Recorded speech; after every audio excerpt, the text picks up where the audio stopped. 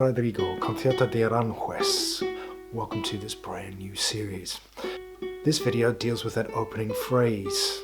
You're picking up what the French horn has laid down and improvising on it. Welcome to the opening melody. You are essentially picking up what the cor anglais, the French horn, has already played. Very stripped down version, or the original melody as it were.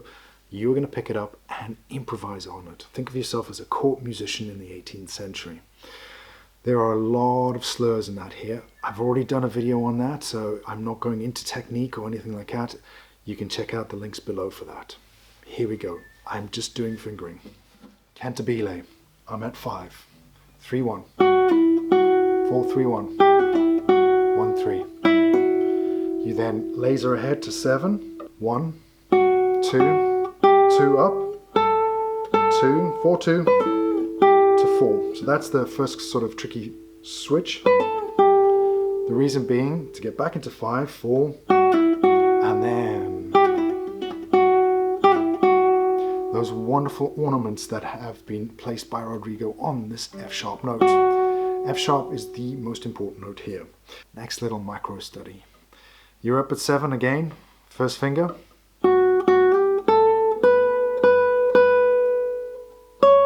Stretch out. So I do a hammer on here between the F sharp and G. John Williams does actually G to A.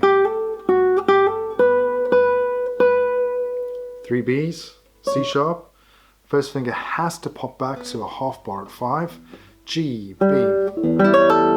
Very quick. And then you're back onto a G on string 2. Pull off.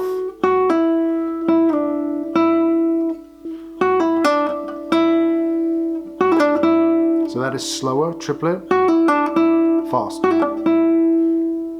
In that next little chunk. Once you've got that done, you're going to move, and you have to. I see very rarely people starting this next phrase here. Most professional guitarists started here because they want to keep this melody on the same string. So it's 4 up at 11. 2, 1, 2, 4, 1, 1, down.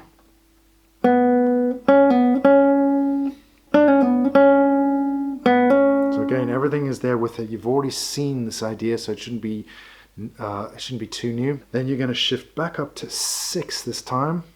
And then I stay in position for this. 2,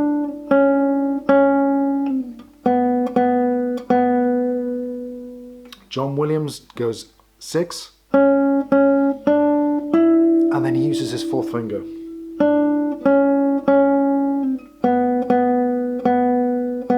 And he also finishes up on his 2nd finger. Why? Purely vibrato. You get a better, bigger, broader sounding vibrato on that. So I've busted up into 3 little micro studies. Once you've got the 3 little micro studies, you put it together to form one bigger phrase. Each of the micro studies are generally a phrase within the phrase. We'll take a look quickly at the rhythms and practicing this in the next bit of this video. Main point for practicing this, underneath all of these solo line figures, Rodrigo has stuck double bass and cello.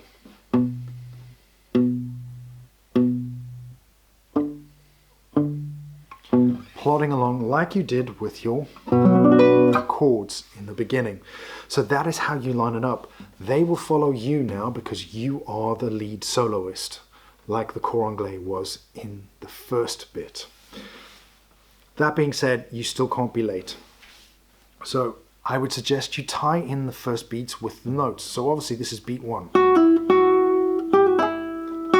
Beat 2 lands on that F. And then beat 3 is actually off. Beat 3, 4. Beat 1 again. Beat 2. Beat 3. Beat 4. Beat 1. There's beat 2. So you can see how I have already worked out where my main beats are, so I know which notes need to tie in with the basses and cellos underneath me. Super important. You need to be able to feel between triplets and semiquavers. Now, in order to make it more clear? Anyway, in order to make it clearer, reduce the complexity of the music. Chop a line off so that you go from 64th notes or even 164th notes or whatever they are to 32nd notes. Chop the 32nd notes, they become 16th notes. The 16th notes become 8th note, 8th note quarters, etc., etc. You see where I'm going. I've doubled the length of the notes so that it is much clearer as to where my triplets are, where my straight beats are, where my off beats are, where my on beats are. That is the best tip I can give you. If you really need to, type it out or write it out. You'll never go wrong then after that. You will memorize that. Alrighty, I hope you enjoyed this next video. The next video in the series is going to pop along just about now. We're going to be looking at the next set of chords. If you like this, think about sharing it. Get this lesson out there as much as possible. I would seriously appreciate it. Thank you.